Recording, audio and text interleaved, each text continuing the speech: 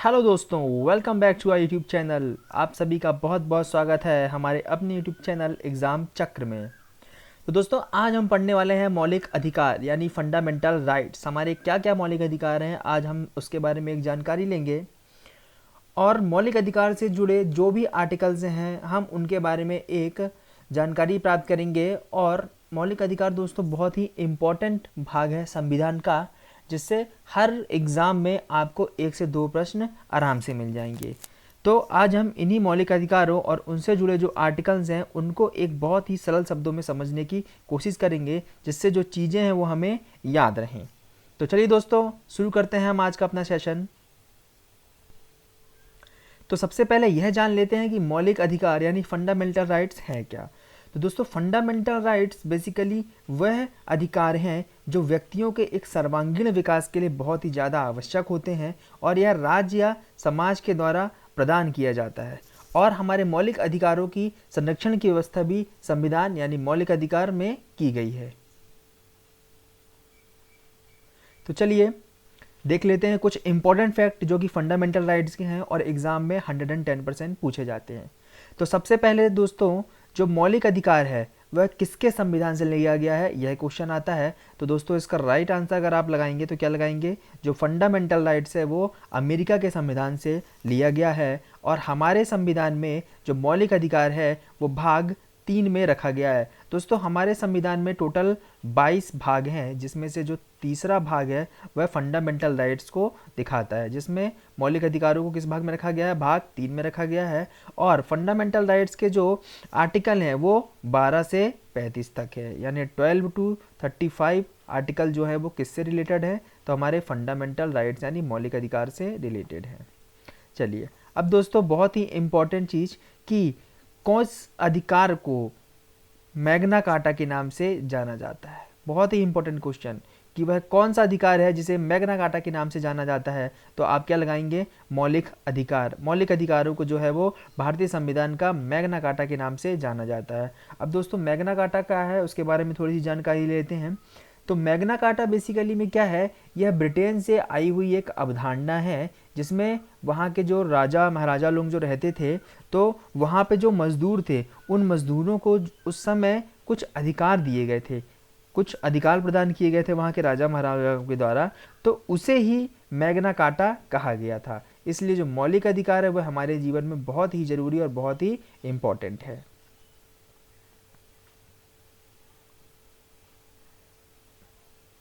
अब नेक्स्ट क्या है कि शुरुआत में जो मौलिक अधिकार थे उनकी संख्या 7 थी, यानी शुरुआत में 7 मौलिक अधिकार थे। लेकिन बाद में, बहुत ही इंपॉर्टेंट पॉइंट है, इसे नोट डाउन कर लेगा कि लेकिन बाद में 44वें संविधान संशोधन 1978 के द्वारा, कौन से 44वें संविधान संशोधन 1978 के द्वारा संपत्ति का जो एक अधिकार था, संपत्ति का अधिकार भी था, तो उसको मौलिक अधिकार से हटाकर इसे कानून अधिकार में डाल दिया गया था, यानी आर्टिकल 300A के अंदर डाल दिया गया था। किसे, संपत्ति के अधिकार को।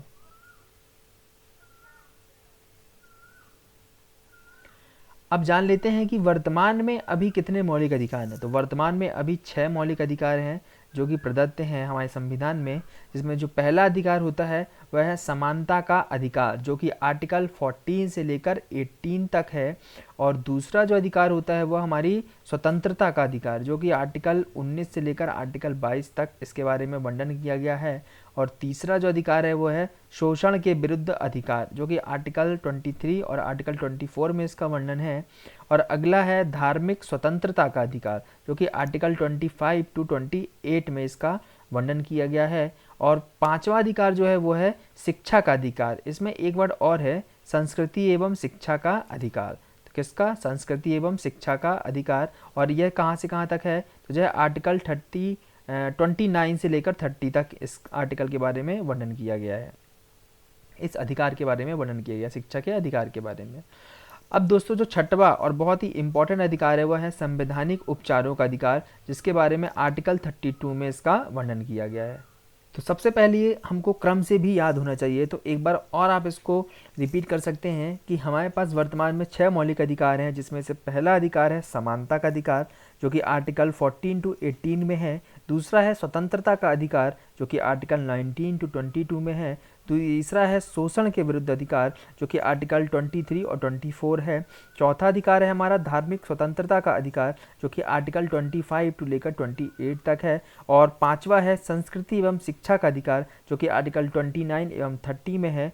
और छठवां जो अधिकार है, जो इम्पोर्टेंट अधिकार है, वह है संवैधानिक उपचारों का अधिकार जो कि आर्टिकल 32 में है। आइए नेक्स्ट देख लेते हैं।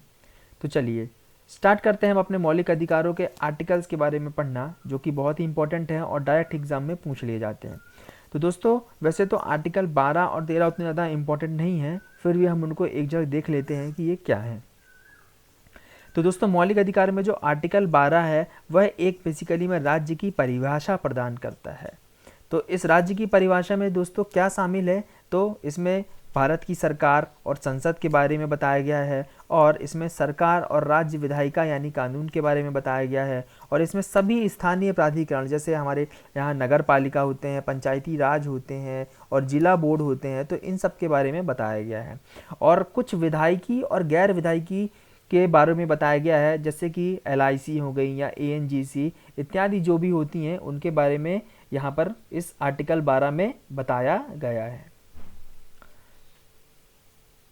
अब दोस्तों देख लेते हैं कि आर्टिकल 13 क्या है। तो आर्टिकल 13 क्या है कि राज्य जो है वो मौलिक अधिकारों का अल्पीकरण या अतिक्रमण करने वाली विधियों को नहीं बनाएगा। दोस्तों बेसिकली इसको अगर हम सरल शब्दों में समझने की कोशिश करें तो आर्टिकल 13 यह कहता है कि राज्य कोई भी ऐसे कानून या विधियां नहीं बनाएगा जो कि हमारे मौलिक अधिकारों का हनन या उनको अतिक्रमण या उनको कमज़ोर करने वाले कोई भी अगर कानून या विधि जो होंगे तो राज्य उनको नहीं बना सकता या नहीं बनाएगा। तो आशा करता हूँ आपको समझ में आएगा कि आर्टिकल 12 और आर्टिकल 13 क्या है। चलिए अब हम देखते हैं हमारे जो नेक्स्ट और इम्पॉर्टेंट आर्टिकल्स हैं। तो सबसे पहले हम स्टार्ट करते हैं समानता के अधिकार से, जो सबसे इम्पॉर्टेंट है समानता का अधिकार। तो इसमें दोस्तों जो आर्टिकल 14 है वह यह है कि विधि या कानून के समक्ष समानता का अधिकार। किसके? कानून के। मतलब कहने का मतलब यह है कि जो आर्टिकल 14 है वह यह कहता है कि कानून की नज़रों में सभी लोग समान हैं। अब हम अगर आर्टिकल 15 देखें तो इसमें क्या बोलता है कि धर्म, जाति, लिंग या जन्मजात के आधार पर भेदभाव ना हो। यहाँ पर बताया गया है कि किसी भी व्यक्ति के साथ उसके धर्म या उसकी जाति या उसके लिंग के आधार पर भेदभाव नहीं होना चाहिए। और आर्टिकल 16 में यह वर्णन दिया गया है कि सरकारी नौकरी या लोक नियोजन में सभी को समान अवसर प्रदान किए जाएंगे, यानी किसी के साथ भेदभाव नहीं किया जाएगा, सभी को एक समान अवसर प्रदान किया जाएगा सरकारी नौकरी में। अब आर्टिकल 17 जो कि इम्पोर्टेंट है और पूछा जाता है हर बार एग्जाम में, वो यह है कि अस्पृश्यता या छुआछूत का अंत, यानी अस्पृश्यता या छुआछूत का अंत करने की बात इस आर्टिकल 17 में कही गई है। और आपको शायद ये भी बता दूं मैं कि एक अस्पृश्यता निषेध अधिनियम है जो कि 1955 अधिनियम 1955 अस्पृश्यता निषेध अधिनियम, ये इसी के लिए लागू किया गया था और इसमें सभी चीज़ के बारे में डिटेल्ड में इंफॉर्मेशन दी गई हुई है। अब आर्टिकल 18 बोलता है कि ये क्या है, तो आर्टिकल 18 कहता है कि सभी उपाधियों का अंत। दोस्तों आपको मालूम है कि पहले के लोग बहुत सारी उपाधियां लगाते थे अपने नाम के आगे, जैसे दीवान, बहादुर। तो ये सारी उपाधियों का आर्टिकल 18 में क्या वर्णन किया गया है कि ये सारी उपाधियां अब मान्य नहीं होंगी, इन सब का अंत कर दिया गया है। और जो भी उपाधियां ग्रहण की जाती हैं वो बिना राष्ट्रपति के आदेश के अनुसार नहीं ग्रहण की जा सकती हैं। जैसे कुछ उपाधियां जैसे हमें लोगों को दी जाती हैं, जैसे भारत रत्न हो गए, तो ये सब जो भी उपाधियां मिलेंगी वो एक राष्ट्रपति के आदेश के अनुसार ही ली जाएंगी, यानी उसमें राष्ट्रपति की मंजूरी बहुत ज़रूरी है। तो यह है समानता का अधिकार। एक बार और देख लेते हैं कि समानता का अधिकार कौन से कहाँ तक है दोस्तों। तो समानता का अधिकार है आर्टिकल 14 से लेकर 18 तक। 14 में बोला गया है कि कानून की नज़रों में सभी लोग समान होंगे, यानी विधि या कानून के समक्ष समानता। आर्टिकल 15 में बोला गया है कि किसी के साथ भी धर्म, जाति या लिंग के आधार पर भेदभाव नहीं होगा। और आर्टिकल 16 इसमें लोक नियोजन या सरकारी नौकरी में सभी को समान अवसर प्राप्त होगा। और आर्टिकल 17 जो बोलता है वो यह बोलता है कि छुआछूत का अंत कर दिया गया है इसमें। और आर्टिकल 18 कि इससे सारी उपाधियों का अंत हो चुका है, यानी कोई भी लोग या कोई भी पर्सन जो है वो अपने नाम के आगे उपाधि नहीं लगा सकता है, और अगर उपाधि जो ग्रहण दी भी जाती हैं तो वो उपाधि राष्ट्रपति की मंजूरी के बाद ही यूज़ की जा सकती हैं। तो इस तरह से हमारा समानता का अधिकार यहीं पर ख़त्म होता है। अब हम चलते हैं हमारे नेक्स्ट अधिकार जो कि है स्वतंत्रता का अधिकार। तो हमारा दूसरा अधिकार कहलाता है स्वतंत्रता का अधिकार। दोस्तों ये बहुत ही इंपॉर्टेंट अधिकार है और इससे आपको कम से कम ज़रूर क्वेश्चन देखने मिलेंगे एग्जाम में। तो चलिए समझ लेते हैं कि स्वतंत्रता का अधिकार क्या है। तो स्वतंत्रता का अधिकार जो है वो 19 से लेकर कहाँ तक है, 22 तक है। स्वतंत्रता का अधिकार 19 से लेकर 22 तक है। और आर्टिकल 19 क्या कहता है कि अभिव्यक्ति की स्वतंत्रता, सभी को अभिव्यक्ति की स्वतंत्रता होनी चाहिए, यानी बोलने की स्वतंत्रता, यानी सभी को क्या प्रदान की जाए, एक अभिव्यक्ति की स्वतंत्रता प्रदान की जाए, ये बताया गया है। तो अब देख लेते हैं कि क्या क्या स्वतंत्रता है जो आर्टिकल 19 के तहत दी गई हैं। तो आर्टिकल 19 का जो ए है उसमें सबसे पहले तो आपको बोलने की स्वतंत्रता है, प्रेस व मीडिया की स्वतंत्रता है, सूचना प्राप्त करने की स्वतंत्रता है, यानी सूचना प्राप्त करने का अधिकार जो कि आरटीआई एक्ट कहलाता है, जो कि 12 अक्टूबर 2005 को आरटीआई एक्ट के तहत जोड़ा गया था। दोस्तों बेसिकली मैं ये 15 जून 2005 से 15 जून 2005 को यह प्रदत्त हो गया था, यानी राष्ट्रपति के साइन हो गए थे। लेकिन जो ये फोर्सफुली जब वर्किंग में आया तो ये कब से आया, तो 12 अक्टूबर 2005 से आया। तो 19A में क्या क्या है, क्या क्या स्वतंत्रता है एक व्यक्ति को, तो उसे बोलने की स्वतंत्रता है, प्रेस व मीडिया की स्वतंत्रता है, और सूचना प्राप्त करने की स्वतंत्रता है। और भी बहुत सारी स्वतंत्रता हैं, पर जो इंपॉर्टेंट पूछी जाती हैं वो यही है कि बोलने की स्वतंत्रता, प्रेस व मीडिया की स्वतंत्रता या सूचना प्राप्त करने के अधिकार जो है वो किस आर्टिकल में, तो आपको क्या बोलना है, 19 के ए में है। अब 19B में देख लेते हैं, इसमें क्या है कि शांतिपूर्ण ढंग से सभा बनाने की स्वतंत्रता है। क्या है, शांतिपूर्ण ढंग से सभा बनाने की, एक व्यक्ति को शांतिपूर्ण ढंग से एक सभा बनाने की स्वतंत्रता दी जाती है। इसमें एक शब्द और जोड़ा जाता है और वह शब्द क्या है कि बिना हथियार के, यानी बिना हथियार के आप एक शांतिपूर्ण ढंग से सभा बनाने की स्वतंत्रता आपको दी जाती है। ठीक है दोस्तों, तो याद रखिएगा कि इसके एक वर्ड आता है कि बिना हथियार या अस्त्र शस्त्र के आपको एक सभा बनाने की स्वतंत्रता है। 19C बोलता है कि आप एक संघ बनाने की स्वतंत्रता है आपको, मतलब आप एक संघ या सभा बनाने की आपको एक स्वतंत्रता है। और 19D बोलता है कि पूरे देश में आप कहीं भी आने जाने की स्वतंत्रता है, यानी इस व्यक्ति को जो है वो, एक व्यक्ति जो है उसे अपने देश के कहीं भी राज्य में आने या जाने की फुल स्वतंत्रता है। तो पहले इसमें एक अपवाद भी था जो कि जम्मू कश्मीर राज्य था, आपको पता होगा, लेकिन अब वो हट गया है। तो अब आपको सारे देश में कहीं भी, सारे देश के राज्य में कहीं भी आने व जाने की स्वतंत्रता प्राप्त है। और 19E बोलता है कि आपको पूरे देश में कहीं भी रहने या बसने की स्वतंत्रता प्राप्त है, यानी आप किसी भी देश में, यानी आप देश के किसी भी राज्य में कहीं भी रह सकते हैं या अपना बसेरा कर सकते हैं। अब 19F है जो यह बोलता है कि आप किसी भी देश में के राज्य में जो है वो अपना व्यापार या अपनी जीविका, यानी अपने खाने पीने के लिए जो भी आप रोजगार प्राप्त करना चाहते हैं वो उस देश में आप या उस देश के राज्य में कर सकते हैं।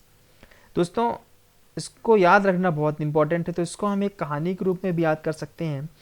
सपोज कि एक व्यक्ति है जिसको जो कि अपने सरकार से खुश नहीं है, सरकार की नीतियों से खुश नहीं है, तो सबसे पहले वो कैसे काम करेगा। तो दोस्तों आपको देखने वाली बात है कि सबसे पहले 19A में आप समझ लो कि उसको क्या चीज़ है, बोलने की स्वतंत्रता है। तो सबसे पहले वो बोलने को जाएगा या उसको प्रेस व मीडिया के पास जा सकता है, ठीक है, तो उसको वह अधिकार है। अब मान लो उससे यह काम नहीं हो रहा कि बोलने, उसके अकेले बोलने से कुछ नहीं हो रहा है, तो वो क्या कर सकता है, 19B के अकॉर्डिंग एक शांतिपूर्ण ढंग से क्या कर सकता है, सभा बना सकता है। तो शांतिपूर्ण ढंग से क्या है, सभा बनाने की स्वतंत्रता या शांतिपूर्ण ढंग से कहीं एकत्रित होने की स्वतंत्रता दी जा सकती है। दूसरी नंबर की बात हो गई।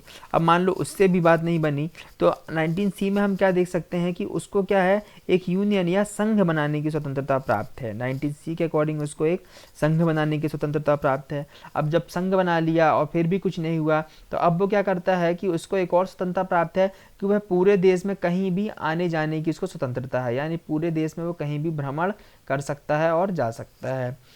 अब वो पूरे देश में जब कहीं जाएगा या कहीं जाएगा तो उसको सबसे पहले उस देश में या उस राज्य में रहने व बसने की स्वतंत्रता बनानी पड़ेगी। तो वो पूरे देश में किसी भी स्थान पर रहने व उसको बसने की स्वतंत्रता प्राप्त है। अब 19F हम देखें कि अब वो जब किसी देश में रहने लगेगा या बसने लगेगा तो वहाँ उसे अपने जीवन यापन के लिए जो है कुछ व्यापार करना होगा या कुछ रोजगार प्राप्त करना होगा, या हमें खाने पीने की जो स्वतंत्रता होगी उसको मिलनी चाहिए, तो वह उसको उसके बाद स्वतंत्रता मिल जाएगी। तो वह किसी भी राज्य या स्टेट में अपना क्या है कोई भी व्यापार तथा जीविका की उसको फुल स्वतंत्रता प्राप्त की गई है। तो दोस्तों आशा करता हूँ कि आपको समझ में आया होगा ये चीज़। तो चलिए अब हम चलते हैं आर्टिकल 20 में, स्वतंत्रता के अधिकार, स्वतंत्रता का ही अधिकार चल रहा है, जिसमें हमने अभी आर्टिकल 19 के बारे में फुल विवरण देखा। अब हम देखना चाह रहे हैं कि आर्टिकल 20 क्या बोलता है।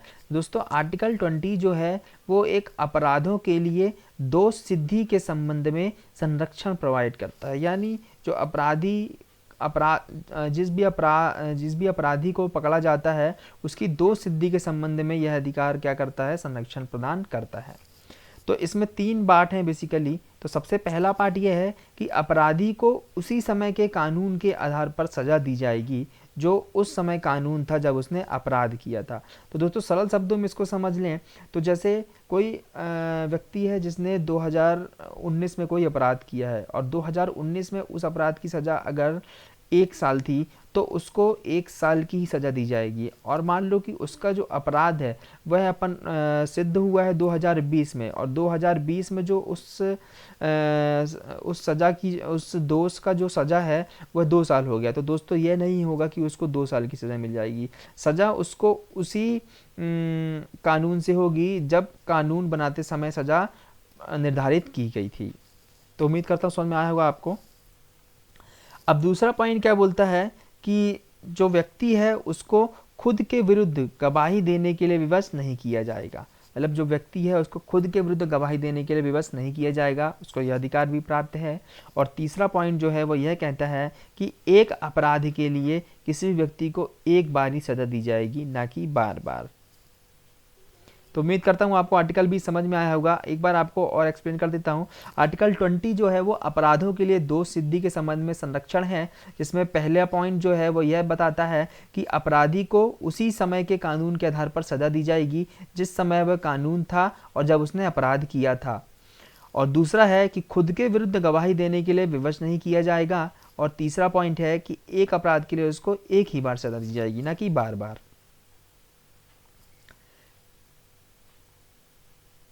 चलिए अब देख लेते हैं आर्टिकल 21 क्या है। तो आर्टिकल 21 बहुत ही इंपॉर्टेंट आर्टिकल है जो कि यह बताता है कि प्राण एवं दैहिक स्वतंत्रता या एक जीवन जीने का अधिकार भी कहते हैं इसे। तो आर्टिकल 21 क्या है, प्राण एवं दैहिक स्वतंत्रता या जीवन जीने का अधिकार कहते हैं इस आर्टिकल को। और इसी आर्टिकल में जो है वो निजता का अधिकार यानी राइट टू प्राइवेसी को भी जोड़ा गया है। अब देख लेते हैं कि इस आर्टिकल में कुछ पार्ट हैं जो कि समझाते हैं अच्छे से कि ये क्या है, प्राण जीवन जीने का अधिकार क्या है। तो दोस्तों इसमें तो बहुत सारे अधिकार ऐड किए गए हैं पर हम कुछ इंपॉर्टेंट देख लेते हैं। तो 21A में क्या है कि शिक्षा का अधिकार, जो कि बहुत ही इंपॉर्टेंट है और डायरेक्ट क्वेश्चन पूछ लिया जाता है। तो शिक्षा का अधिकार जो है वो 21A में 86वें संविधान संशोधन 86th संविधान संशोधन 2002 के द्वारा क्या किया गया था, जोड़ा गया था। और इसमें क्या बताया गया था कि जो भी 6 से 14 वर्ष तक के उम्र के बच्चे हैं, तो 6 से 14 वर्ष तक के सभी उम्र के बच्चों को जो है वो अनिवार्य रूप से निःशुल्क शिक्षा दी जाएगी, यानी अनिवार्य रूप से जो है वो उनको फ्री शिक्षा दी जाएगी सरकार की तरफ से। तो ये क्वेश्चन पूछा जा रहा है कि 6 से 14 वर्ष तक के बच्चों को अनिवार्य रूप से शिक्षा देने का जो मौलिक अधिकार है वह किस आर्टिकल में है, तो आपको बताना है 21 के ए में है। अब 21 का बी क्या बोलता है, जैसे इसमें चिकित्सा का अधिकार प्राप्त है। 21 के सी में पर्यावरण संरक्षण का अधिकार है। इसमें और भी अधिकार हैं। तो जो मेन इंपॉर्टेंट अधिकार है दोस्तों वह यह है कि शिक्षा का अधिकार और 6 से 14 वर्ष तक के बच्चों को निःशुल्क शिक्षा यह दी जाएगी और यह अधिकार प्राप्त है। और यह भी याद लीजिएगा जो शिक्षा का अधिकार है वो 86 संविधान संशोधन 2002 के तहत जोड़ा गया था। तो ये बातें आपको याद रखना है आर्टिकल 21 से। अब देख लेते हैं आर्टिकल 22 क्या है। तो आर्टिकल 22 क्या है, वह है गिरफ्तारी के संबंध में संरक्षण। अब इसमें देख लेते हैं, इसमें भी 3 इंपॉर्टेंट पार्ट हैं। तो जो पहला पॉइंट है वह यह है कि आपको उस जिस भी व्यक्ति को पकड़ा गया है या गिरफ्तार किया गया है उसको यह अधिकार रहता है कि वह उनसे, पुलिस वालों से या जो भी सरकार है उससे पूछ सकता है कि उसे किस जुर्म के लिए गिरफ्तार किया जा रहा है। तो पहले पॉइंट में क्या बताया गया है कि वह पूछ सकता है कि मुझे किस जुर्म के लिए गिरफ्तार किया जा रहा है। और दूसरा जो है वह यह है कि 24 घंटे के अंदर उस व्यक्ति को मजिस्ट्रेट के समक्ष उपस्थित किया जाएगा। और जो थर्ड पॉइंट है वह यह है कि वह व्यक्ति अपने मन पसंद यानी अपने मुताबिक किसी भी वकील से जो है वो सलाह ले सकता है कि अब क्या करें जब मेरी गिरफ्तारी हो गई है। तो यह चीज़ें बताई गई हैं आर्टिकल 2 में, जो कि गिरफ्तारी के संबंध में संरक्षण है। तो जिसमें क्या क्या है, सबसे पहला तो यह है कि वह व्यक्ति पूछ सकता है कि मुझे किस लिए गिरफ्तार किया जा रहा है। और दूसरे में यह है कि 24 घंटे के अंदर उसको मजिस्ट्रेट के समक्ष उपस्थित किया जाएगा। और तीसरा यह है कि वह अपने मुताबिक जो है वो किसी भी वकील से सलाह ले सकता है। चलिए दोस्तों, अब देख लेते हैं हमारा तीसरा अधिकार जो है शोषण के विरुद्ध अधिकार। तो शोषण के विरुद्ध अधिकार जो है इसमें 2 आर्टिकल हैं, आर्टिकल 23 और आर्टिकल 24, जिसमें जो आर्टिकल 24 है वो बहुत ही इंपॉर्टेंट है। तो आइए देख लेते हैं सबसे पहले कि आर्टिकल 23 क्या है।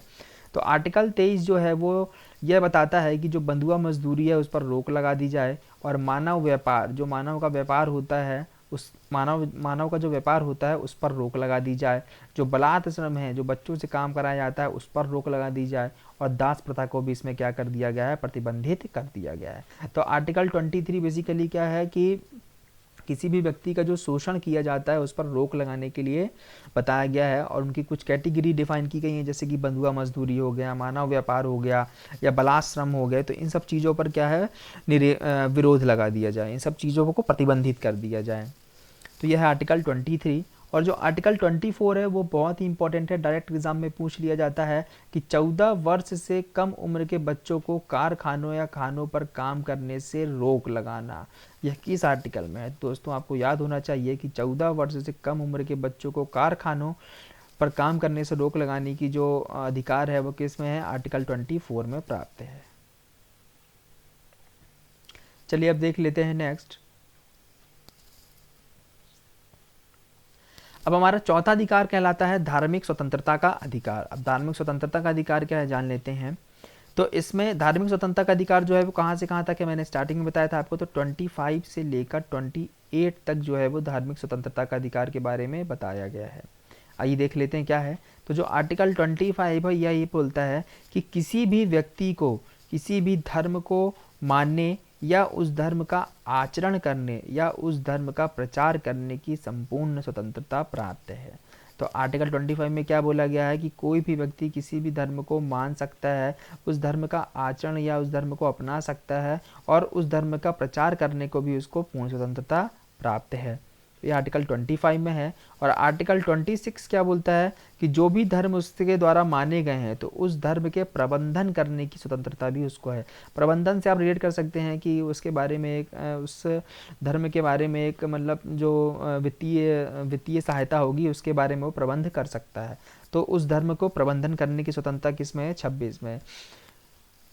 अब आर्टिकल 27 देख लें। तो आर्टिकल 27 से कहता है कि जो राज्य है वह किसी भी धर्म की अभिवृद्धि पर कोई कर या टैक्स नहीं लगा सकता। सीधी सीधी बात जान लेते हैं सीधे शब्दों में कि जो भी धर्म है तो राज्य जो है वो उनके धर्म पर कोई भी कर या टैक्स नहीं लगा सकता। तो ये बताया गया आर्टिकल 27 में। और जो आर्टिकल 28 है धार्मिक स्वतंत्रता अधिकार के अंतर्गत वह यह है कि जो धार्मिक शिक्षा तथा किसी भी धर्म की सभा में उपस्थित होने की स्वतंत्रता है।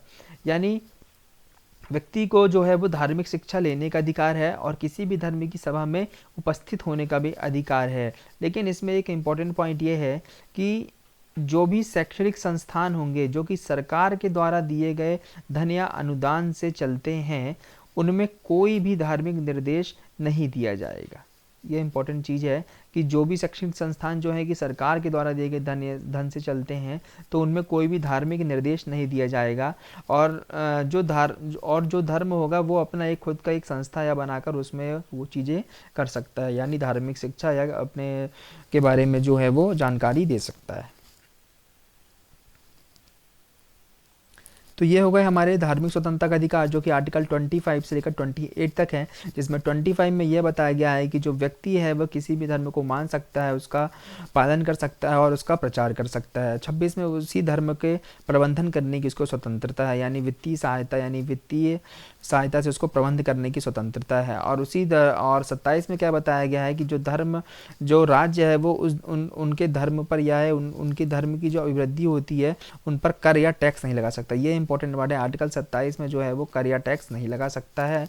और आर्टिकल 28 जो है वो यह बोलता है कि जो व्यक्ति है उसको धार्मिक शिक्षा लेने का अधिकार प्राप्त है, या किसी भी धर्म की सभा में वह उपस्थित होने को भी उसको स्वतंत्रता प्राप्त है। लेकिन जो शैक्षणिक संस्थान सरकार के द्वारा दिए गए धन से चलते हैं वहाँ पर धार्मिक निर्देश देने को मना किया गया है। चलिए नेक्स्ट देख लेते हैं। अब हमारा 5वां अधिकार आता है संस्कृति एवं शिक्षा का अधिकार। यहाँ दोस्तों बहुत ही इंपॉर्टेंट है और इससे जरूर क्वेश्चन पूछे जाते हैं। संस्कृति एवं शिक्षा का अधिकार, तो सबसे महत्वपूर्ण इसका पॉइंट यह है कि जो मानव अधिकार का जो 5वां अधिकार है संस्कृति एवं शिक्षा का अधिकार, यह है और यह केवल सिर्फ और सिर्फ अल्पसंख्यकों को प्रदान किया गया है। तो कौन सा अधिकार पूछा जाता है कि जो कि सिर्फ अल्पसंख्यकों को प्राप्त किया गया है, तो संस्कृति एवं शिक्षा का अधिकार जो कि आर्टिकल 29 और आर्टिकल 30 है वह सिर्फ और सिर्फ अल्पसंख्यकों को प्रदान किया गया है। अब इसमें देख लेते हैं जो आर्टिकल 29 है वह क्या बोलता है। तो आर्टिकल 29 बेसिकली में क्या है कि जो अल्पसंख्यक हैं यह उनके हितों का संरक्षण करता है और अल्पसंख्यकों की भाषा, लिपि और उनकी संस्कृति के संरक्षण से संबंधित है। तो हितों का संरक्षण आप याद रखिए, हितों का संरक्षण और उनके भाषा, लिपि यानी संस्कृति के संरक्षण से जो संबंधित अधिकार है वो कौन सा आर्टिकल में है, तो आर्टिकल 29 में है। अब आर्टिकल 30 ये कहता है कि जो अल्पसंख्यकों को हैं, जो अल्पसंख्यक हैं उनको देश में शैक्षणिक संस्थानों की स्थापना और प्रशासन करने के लिए अधिकार देता है। तो आर्टिकल 30 ये बोलता है कि जो अल्पसंख्यक हैं वो अपने मुताबिक जो है वो शैक्षणिक संस्थानों की स्थापना कर सकते हैं और वहाँ पर प्रशासन उनको जो है वही अधिकार प्रदान करता है।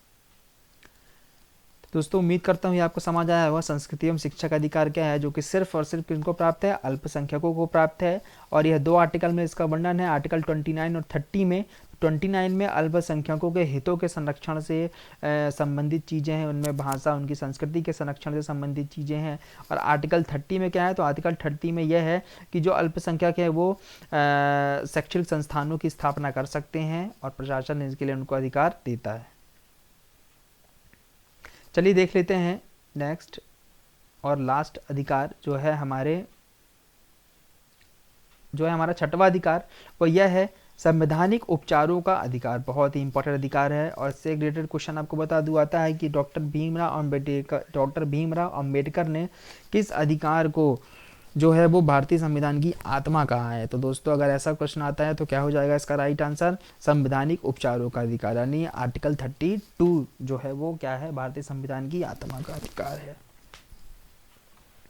यानी इसको भारतीय संविधान की आत्मा कहा गया है। देख लेते हैं क्या क्या पॉइंट है इसमें। सबसे पहला पॉइंट तो यही है कि डॉक्टर भीमराव अंबेडकर ने इसे संविधान की आत्मा कहा है। बहुत इंपॉर्टेंट क्वेश्चन है, सीधे डायरेक्ट पूछ लिया जाता है। और आर्टिकल 32 है, जो आर्टिकल 32 है वो क्या बोलता है कि अगर किसी भी व्यक्ति के मौलिक अधिकारों का हनन होता है तो वो सीधे हाई कोर्ट या सुप्रीम कोर्ट में अपील कर सकता है या अपनी याचिका दायर कर सकता है उसके खिलाफ। यानी किसी भी व्यक्ति के अगर मौलिक अधिकारों का हनन होता है तो वो डायरेक्ट हाई कोर्ट या सुप्रीम कोर्ट में जो है अपनी याचिका दायर कर सकता है। तो यही जो मेन अधिकार है कि मौलिक अधिकारों के हनन होने पर हर एक व्यक्ति को जो है वो यह संरक्षण प्राप्त है, जिसे संवैधानिक उपचारों का अधिकार कहते हैं। अब किस तरह से, अब जो हाई कोर्ट और सुप्रीम कोर्ट होगा वह क्या करता है कि 5 प्रकार की रिट जारी कर सकता है। अब हम पढ़ लेते हैं कि सुप्रीम कोर्ट जो है वो कौन सी 5 प्रकार की रिट जारी कर सकता है। उससे पहले देख लेते हैं कि जो सुप्रीम इंपॉर्टेंट है, सुप्रीम कोर्ट जो है वो किस आर्टिकल के तहत रिट जारी करता है। तो सुप्रीम कोर्ट जो है वो आर्टिकल 32 के तहत रिट जारी करता है। और जो हाई कोर्ट है वो आर्टिकल 226 के तहत जो है वो रिट जारी करता है। यानी सुप्रीम कोर्ट किसके तहत, आर्टिकल 32 के तहत, और हाई कोर्ट जो है वो आर्टिकल 226 के तहत जो है वो रिट जारी कर सकता है। अब देख लेते हैं कि ये रिट हैं क्या। तो आइए देख लेते हैं। जो 5 तरह की रिट हैं वो मौलिक अधिकारों के संरक्षण के लिए जो कोर्ट है वो 5 प्रकार की रिट जारी कर सकता है। और जैसा कि मैंने आपको पहले ही बताया कि जो आर्टिकल 32 के तहत कौन कर सकता है, तो सुप्रीम कोर्ट, और आर्टिकल 226 के तहत कौन रिट जारी कर सकता है, तो वो हाई कोर्ट कर सकता है। अब जो 5 जो रिट हैं वो कुछ इस तरीके से हैं। तो जिसमें पहली जो आती है वो है बंदी प्रत्यक्षीकरण, दूसरा है परमादेश, तीसरा है प्रतिषेध, और चौथा है उत्प्रेषण, और 5वां है अधिकार परीक्षा। तो दोस्तों कुल कितनी रिट जारी कर सकते हैं? 5 प्रकार की रिट जारी की जा सकती है सुप्रीम कोर्ट या हाई कोर्ट के द्वारा। मैं इसके बारे में भी एक वीडियो बना दूंगा जिसमें मैं फुल एक्सप्लेन कर दूंगा कि ये जो रिट हैं वह क्या है, यानी बंदी प्रत्यक्षीकरण क्या है, परमादेश क्या है, प्रतिषेध, उत्प्रेषण और अधिकार परीक्षा क्या है। अभी मैं आपको एक थोड़ा थोड़ा इसका एक मोटा मोटा बता देता हूँ कि क्या होता है। तो दोस्तों देखो, जो बंदी प्रत्यक्षीकरण होता है यह सबसे सर्वोत्तम रिट होती है जो कि नागरिक अधिकारों को प्रदान होती है। इसमें क्या कर सकते हैं कि इसमें जो भी व्यक्ति को बंदी बनाया गया है उसको 24 घंटे के अंदर जो है वो न्यायालय में पेश किया जाना चाहिए। तो बंदी प्रत्यक्षीकरण में क्या है कि 24 घंटे के अंदर उस व्यक्ति को कहाँ पर पेश किया जाना चाहिए? मजिस्ट्रेट या न्यायालय में पेश किया जाना चाहिए। और दूसरा जो परमादेश है, परमादेश ये है, यह बेसिकली में किसी भी सरकारी अधिकारी या सार्वजनिक जो पदाधिकारी होता है उसके खिलाफ जो है वो आदेश दिया जाता है। जैसे कि उसने कोई गलत आदेश दे दिया है तो उसके कारणों की समीक्षा करने के लिए जो है परमादेश का रिट जारी की जाती है। अब तीसरा जो प्रतिषेध है, प्रतिषेध में क्या होता है कि जो सर्वोच्च न्यायालय से जो नीचे न्यायालय होते हैं अगर उनके अधीनस्थ यानी उनके सीमा से बाहर अगर कोई कार्य अगर वो कर रहे हैं, यानी सपोज करते हैं कि जो सर्वोच्च न्यायालय से जो निम्न न्यायालय है अगर वो अपनी सीमा से बाहर जाकर किसी केस पर कार्य कर रहे हैं तो जो सर्वोच्च न्यायालय है वो उन पर क्या लगा सकता है? प्रतिषेध लगा सकता है कि यह आपका कार्य नहीं है। तो ये प्रतिषेध कहलाता है। अब अगर हम उत्प्रेषण देख लें तो इसमें क्या है कि जो सर्वोच्च न्यायालय जो होता है वो अपने अधीनस्थ जो न्यायालय होते हैं उनसे और अधिक सूचना प्रदान करने की कोशिश करता है। यानी सीधी सीधी बात यह है कि जो उच्च न्यायालय सीधे यह बोल देता है अपने निम्न न्यायालय को, यह बोलता है कि यह कार्य अगर आपसे नहीं हो पा रहा है तो यह कार्य आप हमें सौंप सकते हैं। ये कहलाता है हमारा उत्प्रेषण। और जो हमारा लास्ट रिट है वो अधिकार परीक्षा। तो यह बताता है कि किसी भी अधिकार से अगर किसी सार्वजनिक पदाधिकार द्वारा जब कोई पद वैध या अवैध तरीके से प्राप्त किया जाता है तो उसके कारणों की समीक्षा जो है वो इस रिट के द्वारा की जाती है। यानी कोई सरकारी अधिकारी है जिसने एक वैध या अवैध तरीके से उस पद को ग्रहण किया है तो इसकी जांच करने के लिए जो है वह यह रिट जारी की जाती है, अधिकार परीक्षा। इसके बारे में एक डिटेल वीडियो में बना दूंगा जिससे आपको यह सारी रिट के बारे में जानकारी प्राप्त हो जाएगी। तो चलिए दोस्तों, हम अपना जो वीडियो है आप यहीं पर स्टॉप करते हैं और आशा करता हूं कि यह पूरा लेक्चर आपको पसंद आया होगा। अगर यह वीडियो आपको पसंद आई हो तो प्लीज़ लाइक करिए और हमारे चैनल को सब्सक्राइब करिए। धन्यवाद दोस्तों। इसके बारे में मैं नेक्स्ट में एक MCQ सीरीज भी लगा दूंगा इससे रिलेटेड, मौलिक अधिकारों से जो भी MCQ क्वेश्चन पूछे जाते हैं इससे जो चीज़ें हैं वो आपको आसानी से बन जाएँ। तो चलिए दोस्तों, आप इसे एक बार और बहुत अच्छे से पढ़ लीजिएगा जिससे ये चीज़ें सारी आपको याद हो जाएँ। धन्यवाद दोस्तों, बहुत बहुत धन्यवाद आपका।